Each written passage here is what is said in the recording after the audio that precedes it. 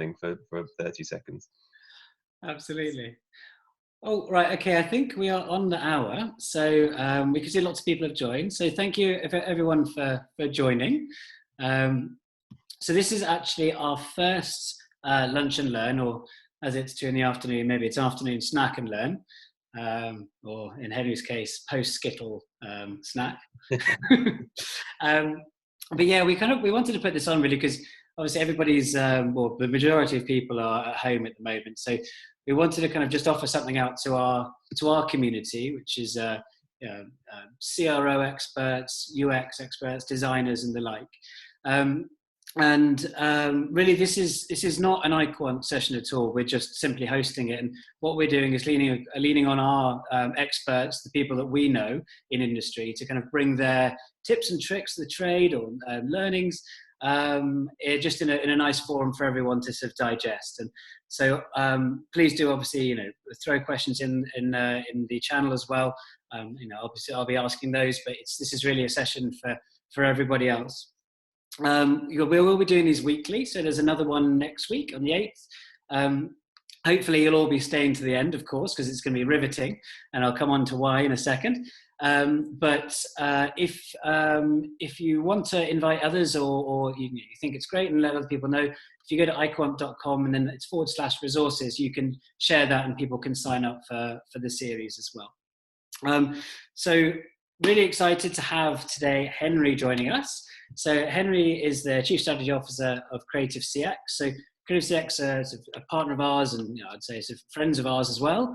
And do absolutely amazing things for their customers. The results speak for themselves, so probably worth checking them out.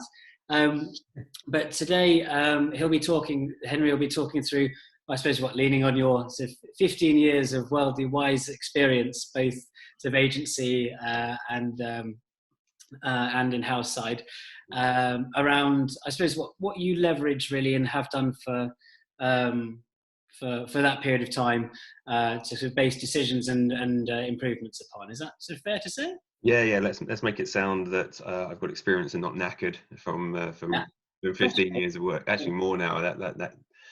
That's worrying, but yeah, still tons to learn constantly. So that's what I find exciting.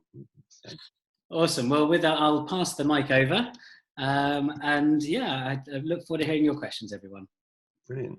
Thanks, guys. Thanks for joining us today. I appreciate it's your time on a Friday as well. So it's hopefully we're going to take you through some elements that are useful, insightful, or might just kind of put back in the grey matter things that you already knew, but kind of refresh your memory on that.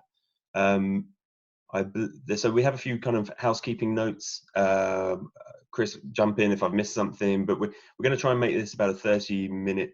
Oh, sorry about that. Let me start my video. Then you would be able to see that's probably a little bit better. Yes. So we're going to go and do some housekeeping. We're going to kind of keep the talk to about 30 minutes. I know that I talk on, so if you are on a strict deadline, just don't worry, this will be recorded and we can share the details with you later. There's a lot of content in there, and I put a ton of links at the back for kind of second level of information that I'll be imparting to you guys today. So yeah, we are recording this webinar. We'll send the recordings and the slides out to you. If there's any questions, we'll answer them at the end. Keep pumping them through as you talk, and we'll open it up for discussion points. If there's enough of the same themes coming through, I'll write up a couple of extra slides to put in there to hopefully address those topics that you want new pieces of information in. Anything else you want in there, Chris? Or? No, that's just enjoy. Just minimize this. Yeah, totally. So this isn't a sales pitch. I just wanted to give you some context of where Creative CX are coming from. We're a user experience and experimentation agency, a consultancy, advisor, board, predominantly in the UK, but we work with companies in Europe and further afield. We focus in 3 different disciplines, one being around the user experience, research, analysis, deep diving, and design solutions.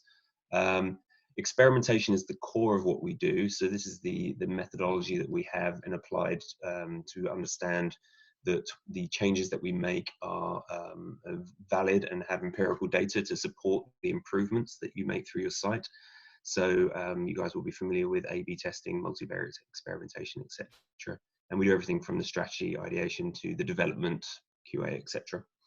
And then enablement is a piece that we strongly endorse, which is on the two disciplines that the previous is around the training and the democratization. And so we offer a lot of kind of pieces and training and go into companies and help them to be more, increase their capability to do stuff in-house. So that's where we kind of sit as an agency. We've been running for over 3 years now, and the team have come from many different walks of life, predominantly in the digital space, so this is where a lot of those learnings and challenges where we talk through these things, and because we've had different all come from those different wide range of experiences in agency life, we've kind of really boiled us down to the strengths that we believe are the key principles that we'll be talking you through today. So what we're going to cover through this session is there's kind of 5 key areas that I'd like to go through. Recognize there's quite a lot, so I'll be talking through the topics fairly clearly, with a bit of a swift pace, and kind of treating it as an introduction or an overview to the principles or the influencing techniques.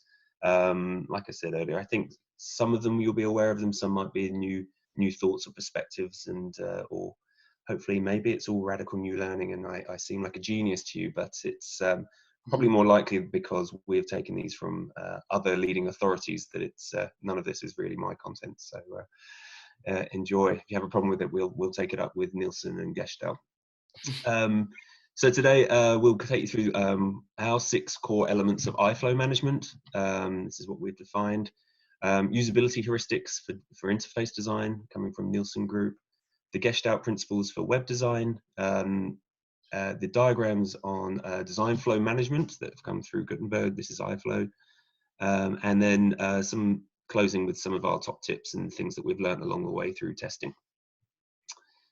So jumping straight in, let's go straight into the 6 elements of iFlow management. So we feel it's important to understand those, to guide the user through a stories and narrative that you're trying to do. And this is where the weighting of iFlow management really comes into play. Putting all the content that you want on one page doesn't necessarily mean people will engage with it or even read it in the construct that you've actually desired them to engage with it. So it's understanding how do we move people's attention around to best fit the story and the narrative that we're trying to kind of get people engaging with. So they are 6 features that we look at: position, size, shape, color, direction, and motion. I'm going to jump in with position. And position is the composition of a design, where things are laid out, where things are positioned, literally, as it may seem. And there are 3 core kind of considerations that we like to look at with position, which are elements that are located higher up are perceived to weigh more value than elements that are lower down. They get more attention, and therefore they really frame what the rest of the content should be, or what their expectation will be moving through the page, as it were. This relates to imagery and headlines, for example, are key for locking in users to kind of engage with the second level of content that you want them to engage with. Elements further down, away from the page center, carry more weight. So things around the edges, when users start to lose their attention or not know where they should go or know what their options are, but they don't go towards gravitate towards the center of the screen, they look towards the left, right, top and bottom. And elements in the foreground are perceived to weigh more than elements in the background. So this is a couple of examples for you of what we mean with positional layouts and composition. So the HelloFresh example on the left-hand side has 2 layers of the content that's lifted above the imagery. The imagery helps support the narrative of what HelloFresh is about. And then the nice construct of the content that they've put from the H1, H2, and CTA actually creates a triangulation of kind of leading your eyes down from the anchor point of the H1 into the primary objective, which is viewing the boxes. What's nice is they've got a little captures below the screen that says how it works, which lead the user into, if they're not ready to press the CTA, there's a continuance of engagement going on there.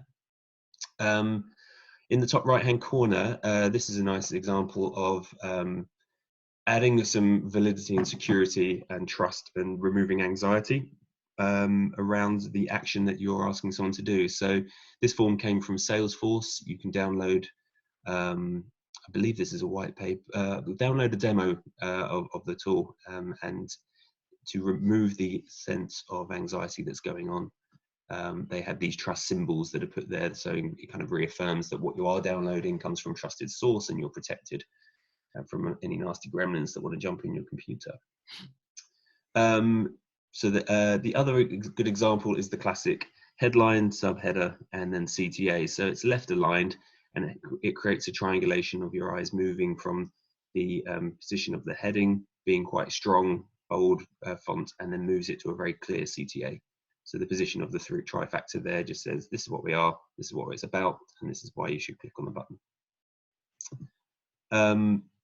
Other good examples of positioning I like, and that we've seen through experimentation, and you'll see through websites that you see the formulas work here, is with Uber.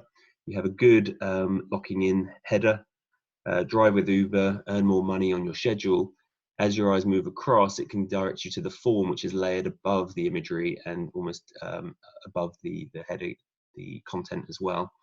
And it will guide you into the form. If you're not ready to do that, then there's the visual perception that brings you back up to qualify where you are again, why you should do it, and what the form is associated with.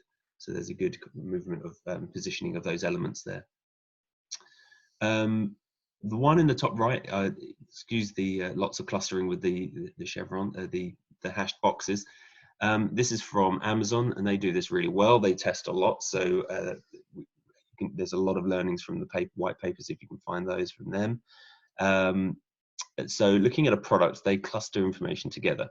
So this is the idea that when you're reading a set of content, you want to have the associated content around you other than jumping between lots of different elements. So the positioning of the product title and then moving into the social validation with the star ratings, the bestsellers, how many questions they've answered, etc. So they're all clustered in one area. Then you move into another component, which is about price. And then it gives you the options of what you can do with the pricing there. And then it's about the product features that you want to, and filters through. So actually selecting the product, whether you wanted what kind of game you want with a Star Wars pack or the Forza Lego, etc. On the right-hand side, it gives you a summary of the price or any of the features that you need to know with the delivery. And then obviously CTA is being clustered together, so your options are only are very confined spaces. At minimal, even though there's a lot of information that's going on here, there's only 3 components that you need to look at: price, the features that you want, and then purchase.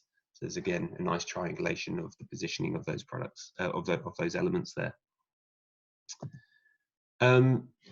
That takes us on to size. So size is obviously how big something is, or small, or relative to the size of elements is to signify the importance and rank in a composition.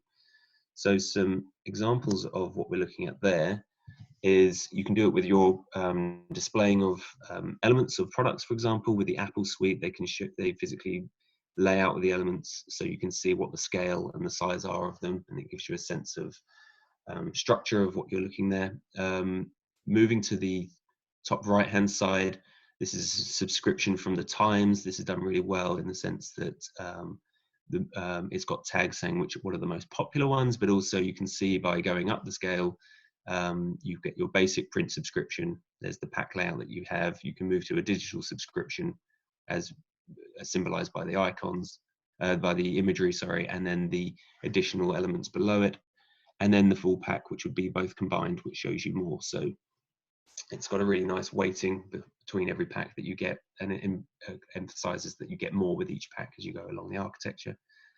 Below that is a page which shows the imagery, and then the size of the box, which is the primary focus that they want you to look at, is around the new season in this example. And therefore your attention is drawn by the imagery, which kind of positions what the site is about, but then the actual where you want to focus your attention to. And that size and the color of that box is incredibly strong. And then with CTAs are a great example. So, and kind of the key for a lot of that's the primary action that all websites want you to take. So making sure these are visible and into what weighting is incredibly important. So the one in the middle left is Balsamic's example. Their key business model is to actually get people to try it out, to download, as opposed to the kind of primary action of purchasing it in the first off. instance. So the buy button is much smaller than the primary buttons that you're using.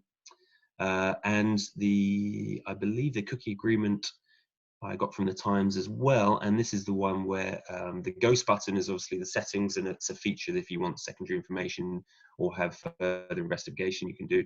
But most users, when looking at cookies or compliance, they just want you to get into the site and the content itself. So the I agree, the color, the weighting of it, everything has a perceived size focus that's larger than the ghost buttons and the vendors below. That moves us into shape. So shape is our components that are used to attract attention. There are 3 classifications of shape, which are geometrical, which are squares, triangles, conventional components. Natural, so leaves and hearts, etc. And then abstract, for like lightning bolts or hand symbols, that moves us more into the world of icons. Shapes are used in all shapes and sizes. So obviously they help indicate messaging without having to read copy. So they're very useful at reinforcing components, or as users scan through a page to kind of anchor into elements and then have that secondary level. So you have things like 5-star ratings. It doesn't take long to engage with that and recognize whether something is good or bad through voting. People like graphs, so the people always have the upward trends on graphs, and they emulate the tick boxes. So they always tend to conveniently have graphs that have a down and up, just to kind of show how performance can measure, and kind of gives you a subliminal tick box goes on there. At the bottom, you'll see this is from Nutmeg, and they use the shield symbol as a point of protection, as do insurance companies, like the top left-hand example. But they also then put a component in there that associates with the piece of content that they're trying to talk around. So protected has a lock, trusted has a tick again. So the shape obviously is drawing your information and kind of helping you, it's adding context and a layer that you can associate with. So the danger here is you could create and design shapes that people don't understand. The subtle example is, and it doesn't have a negative context, but the one in the top right hand side is for the delivery mechanism of health medical treatment, and there's 5 steps there which form a Z. That was deliberately designed because there was a design connection to the brand logo, which has a Z as well, so they were tying that in through that journey. Whereas the one in the center right is around delivery, which is a cycle, which means which is trying to emphasize returning custom after the first set of delivery for the groceries has been done. Shapes, as I just mentioned, obviously have to rely on the user identifying very clearly what they are about, and therefore they can lock in their attention. So the bottom left-hand corner is a very well-known Wi-Fi signal. This has connections with radar signal, sonar, so it's very much in our rhetoric, and it also kind of matches the way that signal pings outwards from a person, from their visibility. Imagine you with a round dot, and this is your perspection, so you're seeing out, but also from an element that is signaling outwards. The construct, on the other hand, which often creates debate, is the hamburger menu. Navigation's latest icon that we've got, I think it's been in place for about 5 years now. And people really struggle with this. From a UX and research that we see, the hamburger menu is not actually I mean, it looks very pretty, so I'm not going to defamate the person who came up with it originally, but it's the case of it doesn't work within the construct of user behavior identifying very easily with what it is.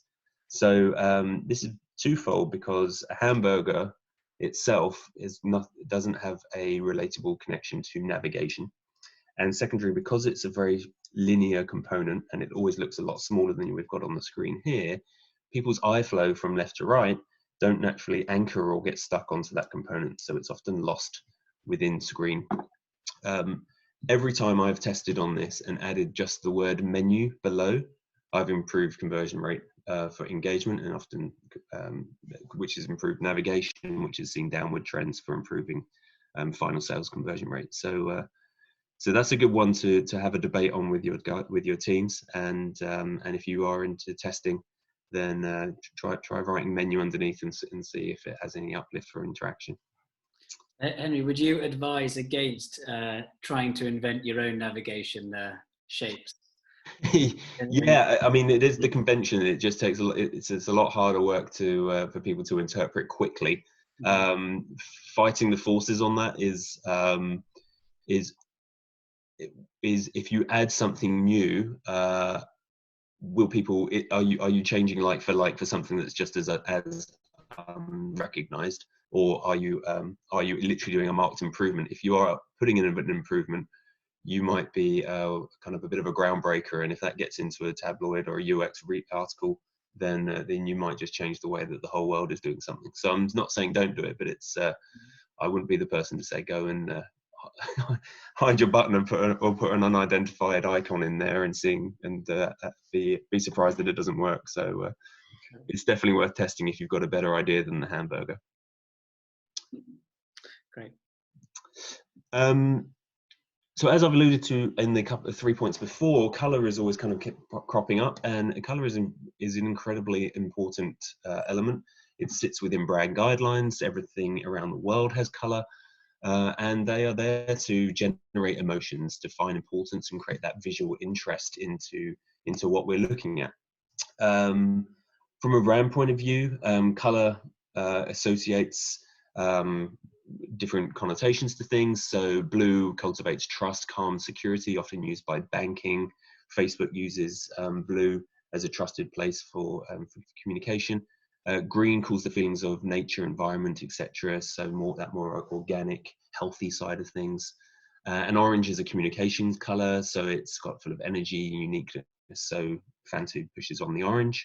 Obviously, by connection, that it's an orange drink. Whereas Holland and Barrett use a lot of green and kind of natural remedies, etc., through their ranges. So it'll be more in touch with natural colours, nature colours, should I say. But colours are also used for focus. So once you understand where your brand colours are, it's also understanding that you need to call out things and give them stronger prominence. So CTAs are a great example here. Firefox have a blue CTA, which is interesting. Recently they had green. They've potentially, I presume they have been testing. They're known for experimenting and moving from a green positive, come and press this button, to a more blue authoritative. They may have seen an increase in conversion and uptake. Wild hypothesis guess there, but that would be wouldn't be unlikely. Spotify use a green. It's got green has association with go. There's a positive momentum to that. It's a bright color. And it's kind of emulates the play connotations and connections. What we do see is quite a lot of red used in buttons. This is normally connected with branding that already exists in place. And I'm not saying don't use red, but those old trusted CTA tests that we're used to, every time I have changed buttons from red to another color, always tends to have seen a very positive uplift in conversion rate. But that's not saying that don't use red. It's just that red has a strong association with warnings, danger, and possibly an element of risk to it. But red can be used in a positive light too. Examples of Slack, when you're on the phone call, for example, red will instruct that will be closing a phone call. Holland and Barrett example have used red for their basket to pick out the color that complements with the green that's going on there. So red is good, but if it's worth validating that red is the strongest, most positive color that especially around CTAs, to move people going forwards with confidence and removing that connection of what red classically has association with. I suppose if anybody's got any experience, stick it in the chat. Definitely. I'm wildly open for that debate. It's I can only say that from my experience of testing red to another color has had improvements, but I'm not always right. That example there is from Avis's website. They've got a very strong red brand there, and some of the parts might just settle where the user is and match that expectation. But a good example is when you're on the final pay now button, red might seem a little bit daunting as opposed to a positive green. And this sits quite cleanly with that branding color that we were talking about around the color wheels. So there are complementary colors that you should be working in harmony with. I've put a simplistic example on the left-hand side, just to show you that, so like, for example, blue and orange work well together, that we saw within the Fanta site. Green and red works together, like we mentioned with the Holland and Barrett site, for example. And understanding what colors actually mean, what are their connotations and what do they associate with. So yellow is a bright sunshine color. It invokes joy and happiness, except yellow often doesn't work well in the digital. It kind of gets saturated and blurs out. Yellow can also have a connection with toxic warning signs, etc. So it depends where you associate with, and understanding where your customers associate with based on the content that you're talking around as well. White is obviously great for negative space and allowing things to breathe in pages. So it's really good getting in here. Pantone have a really good reference guide of their thousands and thousands of colors and what are the complementary colors. From the design days, I was always taught never to have more than 3 bold colors in running in any page or in any kind of tab media. It starts getting a bit kind of rainbowish and hard for the eyes to kind of keep competing against all of the colors. Two very quick examples of this is with Dropbox. Dropbox went for hues of blue to keep that business connotation and security going on. WeWork have done something similar where they've used blue as a professional color, and then they use orange as their communications and friendliness color that comes through. If you've been to a WeWork, you can see the emulation of what they're trying to put through the website, except they've used it through imagery, which I think is really clever, really smart way of introducing the color palette to their experience. This slide looks a lot more heavy than when I built it, but the idea around the color associated with the brand and what you're trying to portray is through messaging as well. So it's not only through content that you're and your tone of voice, but it's also what are people engaging with. So we saw with the Nutmeg example, they're in finance and investments area, which would be classically associated with dark blues and security. But they've moved themselves into greens, which is more peaceful growth and health, as a lifestyle product for you, perhaps. So it's understanding with the colors that you're using. If you're using sub-colors that support or off your brand, it's to understand. It's to kind of put that connection of what space do you want to own within the messaging and the color choices that you're making. What color are you using to infer that brand association or disassociation, or the interactions that you're expecting with it? Are you going to be taken more seriously using one type of color through your communication within a campaign, or would you be better off using something that's more in brand or more cleaner to kind of bring the content forwards itself? And that's kind of connecting back to what emotional color attachment are you placing on the asset.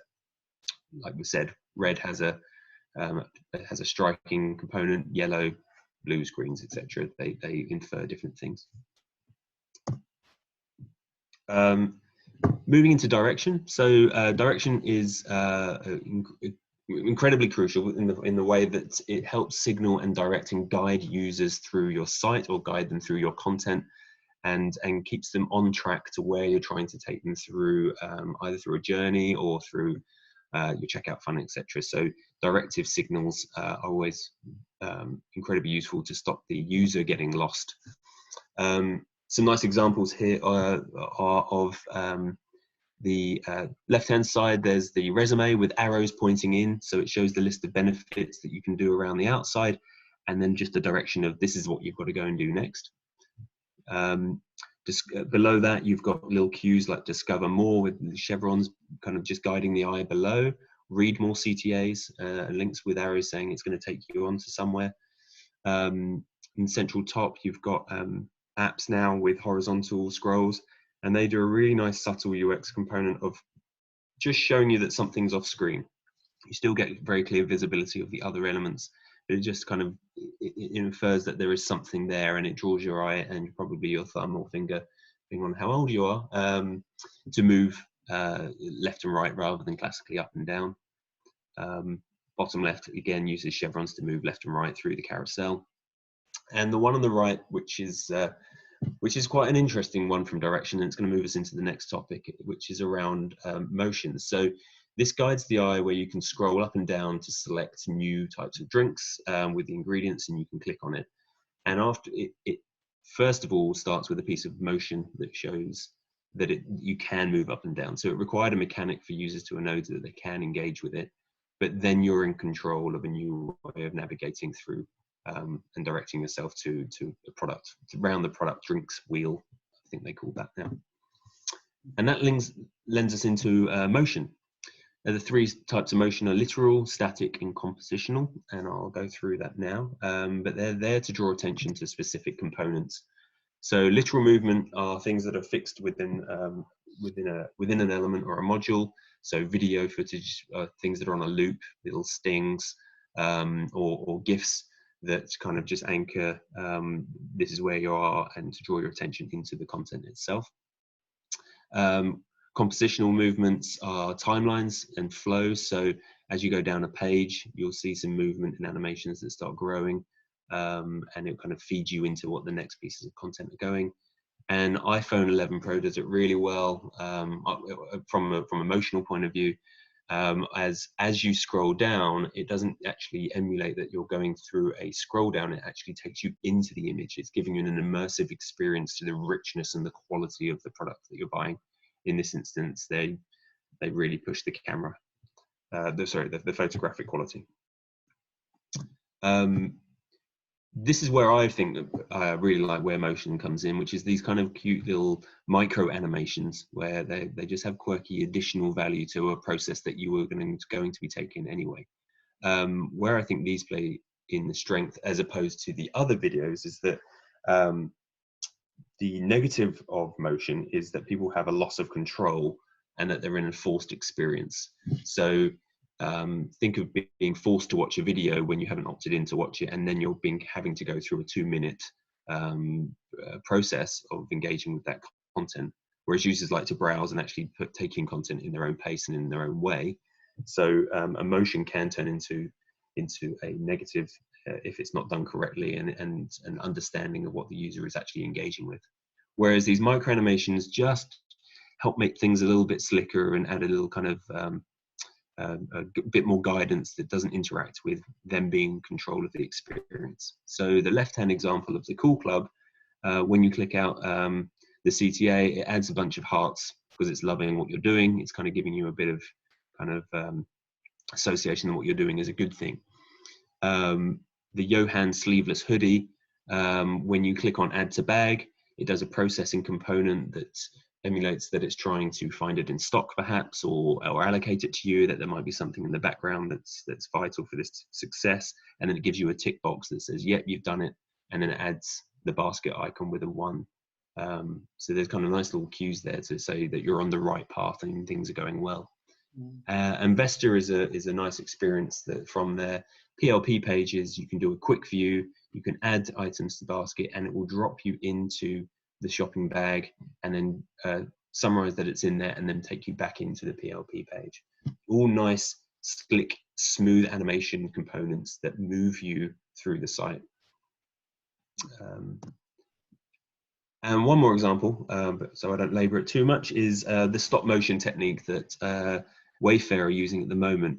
They have a really nice way of just kind of humanizing this.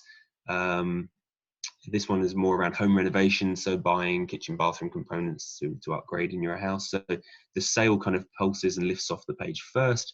It kind of draws your attention in, and immediately after that, the 70% off attention pulse clicks in, which just kind of connects the 70 with the sale. And then the motion pause, and they've got this quite clean, is understanding that they allow the eye to sit and rest and read the components itself. So it doesn't constantly move.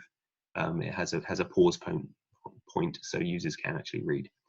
The only negative I've seen on this bit is that it's in a carousel, and through again testing, carousels don't tend to convert as well. Now Wayfair the counter on that one is that Wayfair do a lot of testing, so they might know something or that works on this page that haven't unearthed yet. But classically, because the way that carousels work. They hide content between each tile, and the sentiment here is if you can't see it, it doesn't exist. And most users don't spend all time waiting to run through a carousel or go through them to interpret what they all mean. So that's the challenge with carousels. And that kind of closes off the iFlow management components there, the 6 kind of keys there. I just wanted to highlight that there is a lot of content that's going in there. I've added in content through these pages. It's not necessary for you to read them now. You will get the deck, and it might just help add a bit more context when, if you ever go through it again and say, what did that guy talk about? What was he meant? What was he going on about there? So, so yeah, there's some useful context, hopefully, around iFlow management. Henry, we had a little comment from Parv, just I think this is on the colour side of things, referring to, so it says sector and culture driven. So for example, pharma known to be blue and clinical, although Merck have introduced a new branding identity which disrupted the typical perception of pharma. They wanted a level on more human-centric and empathy route. Yes, definitely. So and that's where it plays to its strength. There's an argument that people stay within their own branding and association, so all banks should be this, and therefore you know what you're getting when you get there, and there's a reliability to that. But as we've seen, disruptor brands are coming in left, right and center and dominating the market, from Revolut to Nutmeg when they were first new, and they're saying, well, we don't want to look like the rest because we don't want to behave that way. And so there's a lot of value of understanding where do you want to be associated as a company, but how do you want your customers and prospects to think of you as well? And that color kind of that will help emulate that for sure. Perfect. Great point. Just so I'm conscious, everybody, we've gone a little bit over, but very kindly, nobody's dropped off. So I think we'll keep going because I think the content's brilliant. I'm certainly learning a lot. And we obviously, it's being recorded anyway, but hang on in there because it's great fun. Yeah, please. Yeah, sorry, I didn't realize I was going so slow on the first bit, but there's lots more to come. I won't take it personally if you have to drop off, and I will send you the videos afterwards. So it's so hopefully you can pick it up afterwards. But stick with us and keep adding those questions because they're really it's interesting to get your views as we're moving on. I will pick up from this point is moving us into usability heuristics. So this has come from Nielsen Norman Group, the model that I'm going to show you, and they're recognized around the world for their leadership in defining the field of UX. I think if there's a lot of UX guys here, then you'll recognize this brand. So I won't be teaching you to suck eggs here, but to get a summary of how we use it in the world of experimentation is just, if you understand these pain points that users have, and you understand how people are interacting, it helps us focus how to create those solutions and give us a stronger rationale for making module changes. So Nielsen calls them heuristics because they are more of a broad guideline as opposed to things that you must fix. It came out from a movement that when he was working around a discount usability engineering for movement of fast and cheap improvements of user interfaces. User interfaces then moved into websites as we know it. And the 10 rules or 10 heuristics that he sits there are around visibility, mapping, error prevention, recognition, and you guys can read the rest. And they've all got really nice readings behind them explaining about how you can improve interaction and engagement that you want with the user. So we take this, and I put crudely, but it's the case that we've simplified these heuristics into addressing website components.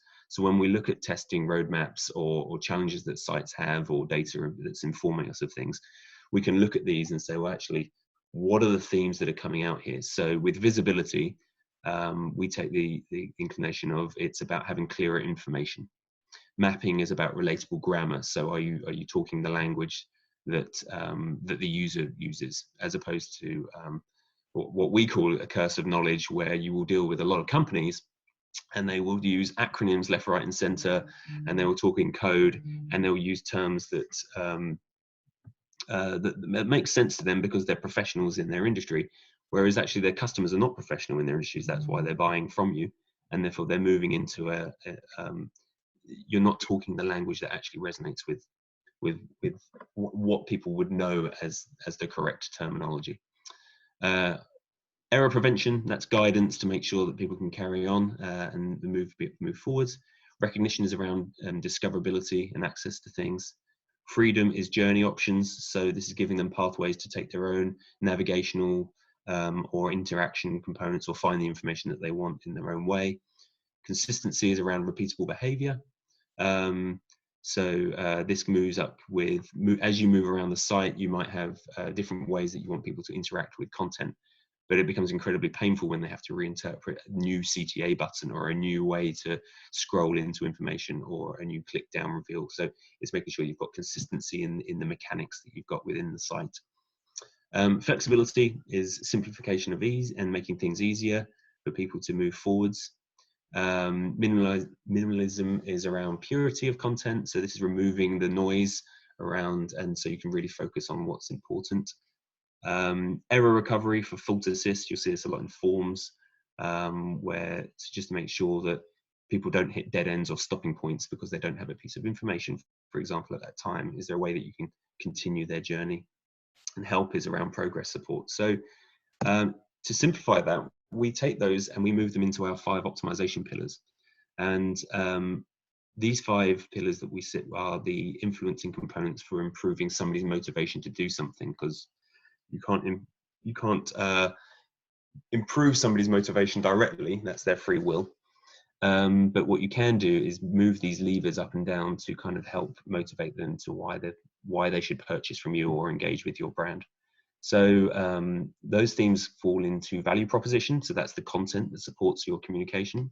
Incentive, so anything that you can do to improve the appeal or the reward of that interaction. Pricing, so obviously we're all selling something. Do we believe that our price is the desired price that we want people to pay for it versus somebody else who thinks that's the right value that I should be getting for this? Friction, things that are blocking in the way, stopping user flow, for example. And anxiety, which is removing that doubt about the brand or the delivery of something, and kind of generally improving users' confidence. So once you combine those to the actual heuristics, you can then start using your UX research to identify those pain points and then suggest kind of the right avenues to start to resolve the issues around those heuristics that we've identified. So I suppose this is a question here coming back from the motion bit, but I suppose it could also fit in the topic around minimalism and incentive. But the question is, on the motion element, have you seen any differences with how customers can push the envelope on web versus app? Web versus what? Sorry. App. Oh yeah. There are differences because obviously app is within a logged in environment, and therefore you have a lot more information tending to be known about somebody. What I find interesting is that app teams and web teams, there's not much. This might do a disservice to people who are doing this incredibly well, and they might be within the same teams, but they tend to sit within different teams, and then they tend to look at the problems in a very different manner. There are different user experiences that you've got from being on your phone in an app versus a web experience, and obviously anything from desktop to mobile to app have lots of different factors and components and considerations behind them. So one solution may not fit all, for sure. Very rarely there's a mobile experience with match up with the customer intent versus that same customer who's doing some research on his mobile or her app, because they're just going to be in different social environments, different forms of motivation, and then different trust and elements for paying for things or engaging or imparting information, depending on which tool you're using. Cool. Well, Charles, thanks for the question. Maybe we can dig out some examples and pop some over. Yeah. So that's how we kind of approach it with that methodology, with the usability heuristics. We find that's a really useful way to kind of unearth a load of opportunities for improving design. I'm going to jump you through into Gestalt principles here. Not all of them. The top 5 that I believe are that kind of really help support design and solutions. And if you're not familiar with Gestalt, it's a German term meaning unified whole. And it's about the theories of visual perception and how people tend to organize these visual elements subconsciously into those and then relay it back into what they're engaging with. And I find it really interesting. I really like this quote that came from Laura Bush, which is, great designers understand the powerful role that psychology plays in visual perception. So it's understanding what happens when someone's eyes meets your design creations, or how does their mind react to the message in the piece that you're sharing. So it's not just taking what we want to impart and send out into the world, it's understanding how is it going to be portrayed and that perception of things, which I find really fascinating. And these kind of just emulate into supporting how we can get our message across more cleanly to customers to engage. So the first one jumping in is proximity. So this is clustering information, framing the content as comparable to each other. So it's kind of creating a uniform grid and therefore an association that they're all of the same type and expected interaction. Some examples of this would be around going back to Spotify. They map out some music imagery that you would like. Now, the more they know about you, so if I was coming back into a platform and they know that I'm listening to rap and classical music, the imagery will start changing to emulate that and kind of showing me new artists, etc., and kind of improving the relevance for me. Google do it well, where you go back into the page and they'll show you the top 10 links that you've been using. Now, they're not of the same type because they all go after different things, email, work things, optimize these in their analytics. So they've got different functionality, but the clustering of them means that you know that the same mechanic of interaction will be the same request. It's just a click, for example. Within wireframing, it's about grouping and clustering things, so they've got similar and liked format. And this flows into with similarity. So I think they're quite closely aligned. There's slight nuances of difference, but you can do the comparison of them. And that's just where objects look similar to one another.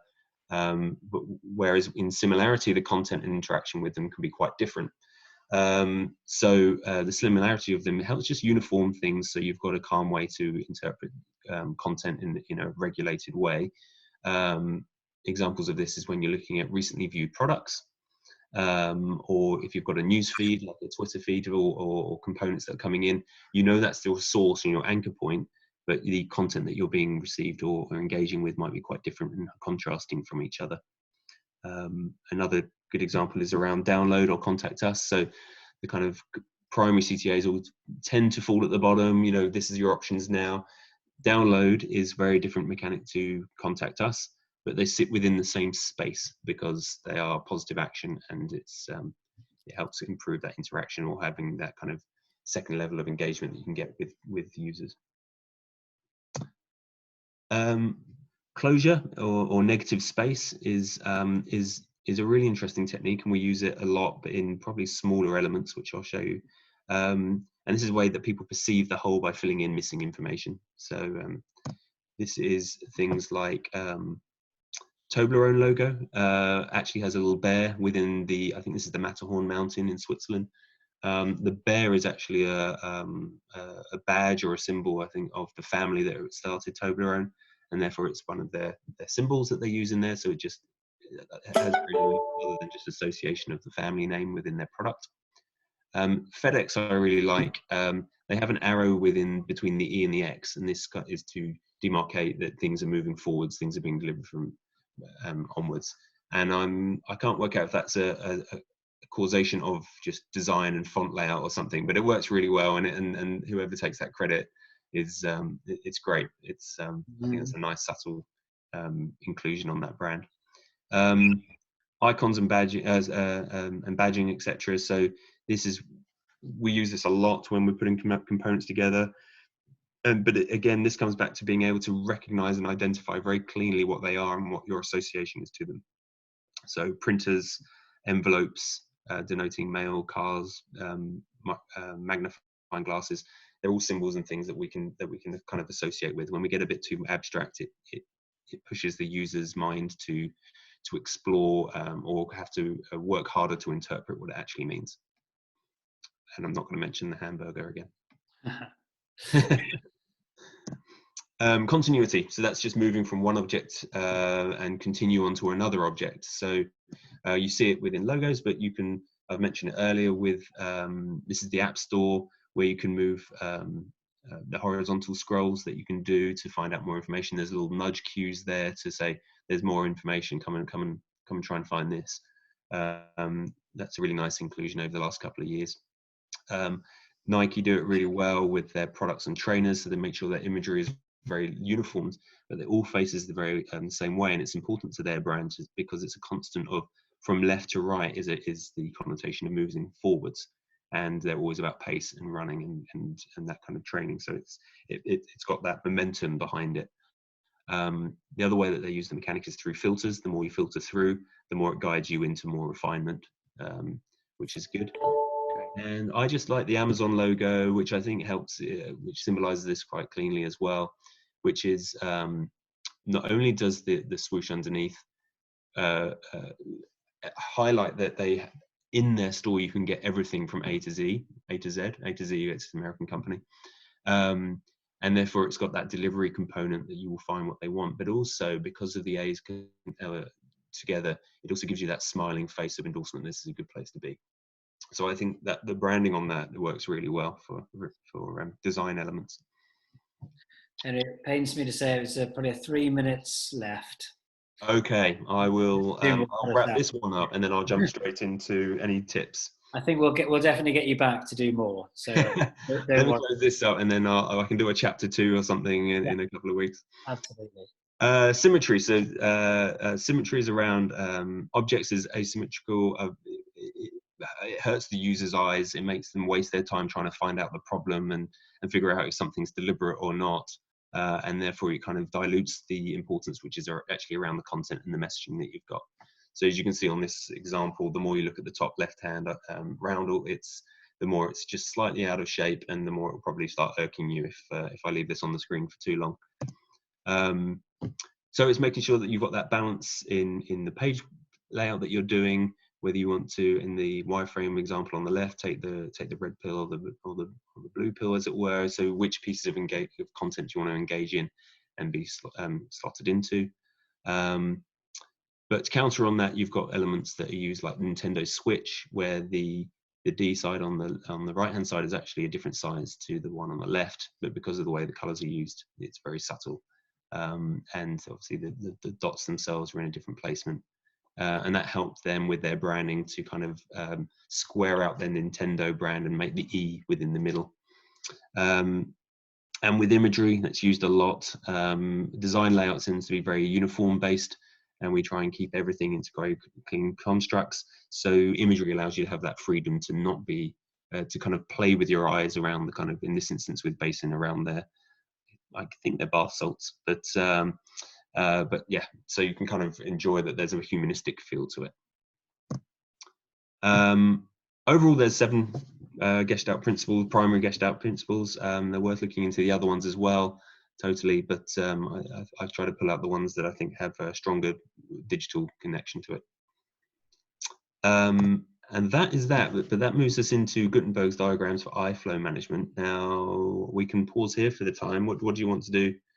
I think we probably better, just in case it cuts out, but I can promise you to our lovely participants, we will be getting Henry back, and we'll do a chapter 2. So what we would love from you guys is actually just some feedback. Obviously from me, I've loved it, and Henry, thank you so much for your time today, and thank you because I've now committed you to do more. Yeah. We'd love to hear a couple of things. Firstly, we've gone over what we thought was going to be half an hour, and I'm really glad we did. Just want to get feedback whether people think that an hour is okay, because we're going to be doing this weekly. Also, any topics that you'd love us to cover, because this is your session, not ours. So anything you'd like us to cover, we will do our best to address. And then the other thing is, if you've got speakers in mind from your organizations or others that you'd like to put forward, we've been doing this for ages, so we'll have space. So if you want to email our awesome head of marketing, Alice, her email is alice, ALICE, @iquant.com. We'll get you or your colleagues up on stage as well, covering the topics you want. I think we've got a few comments saying it was amazing. Thank you, guys. Thank you very much. So, thank you very much. Henry, you nailed it. Well, there was more to come. I don't want to kind of show you underneath the curtain, but I mean we can talk around a few other topics. So I can get you into the design flow principles, our CCX tips that we've learned through testing and optimization through design. There's some Ogilvy content that I think is really worth imparting and sharing. And other topics that we've got that we were kind of discussing coming up, which is around the grid system, photographic composition, font and typography hierarchy, and the Baymard Institute for UX Design. So there's some real interesting topics that if they let me come back, I'd love for you guys to kind of join me on that session. Well, it's Alice won't shoot me in the face, but I'll make the call anyway that you are back.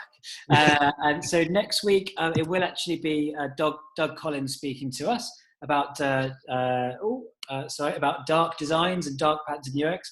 But we'll see whether we can squeeze Henry in the week after. If not, he'll be back very soon.